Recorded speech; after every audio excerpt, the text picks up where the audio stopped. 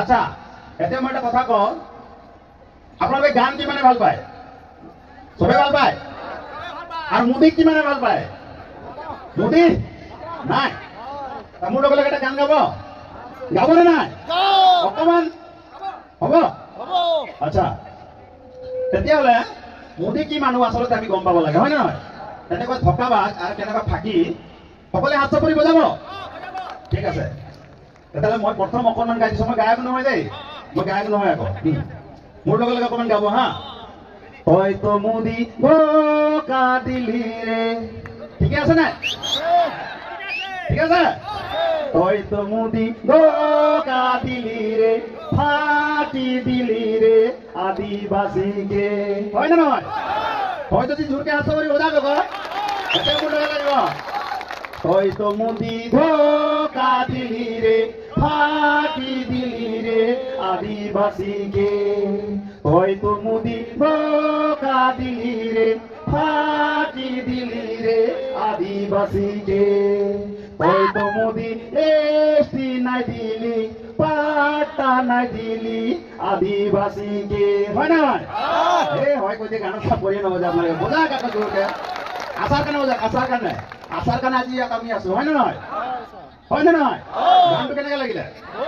আচ্ছা ঠিক আছে, মই মোৰ ভাষণটো অকণমান আৰম্ভ কৰি দিছো হা। এতিয়া কথাটো হ'ল, মই গোলাঘাটত, মই হাউতলিৰ পৰা যেতিয়া গোলাঘাট আহিছিলো, গোলাঘাট আহোঁতে মোৰ মাইকী মানুহে মোক 1250 টকা পইচা দিলে। 1250 টকা পইচা দিলে। আৰু 1250 টকা যেতিয়া নেকি মই বাছত উঠিলো, বাছত উঠি মেলি পেলাই যেতিয়া আহিলো, মই পকেটত চাইছো, বাছত উঠাৰ লগে লগে পইচা নাই। পইচা গাই, পইচা কোনোবা পকেট মাৰি দিলে দেই, বুজিছা নহয়?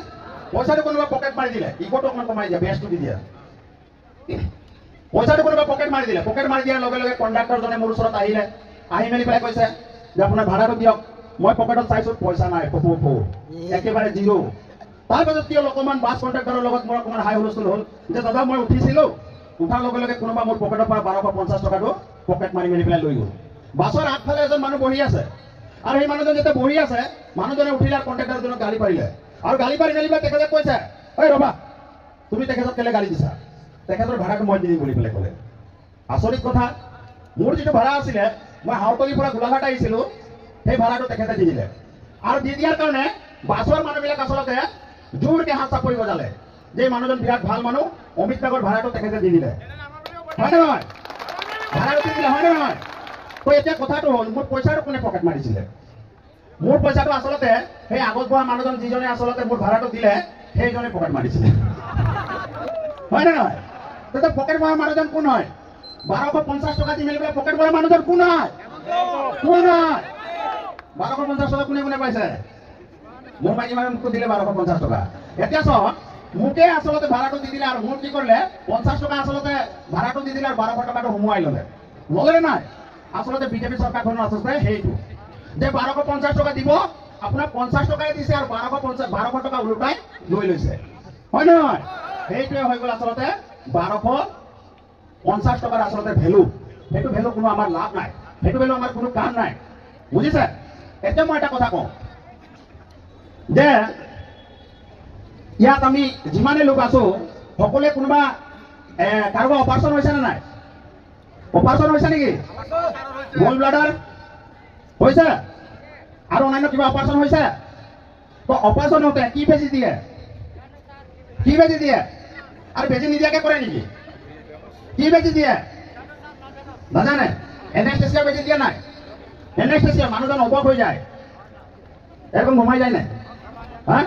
তাৰপাছত গম নাপায়, হয় নে নহয়? তাৰপাছত কি কৰে, পেটটো ফালি দিয়ে, আৰু পেটৰ ভিতৰত যি পাথৰ থাকিব, অন্যান্য বস্তু থাকিব, সেইবিলাক আচলতে উলিয়ায়, হয় নে নহয়? হা হয় নে নহয়? এতিয়া এনেস্থেচিয়া বেজিটো আমাক কোনে দিলে?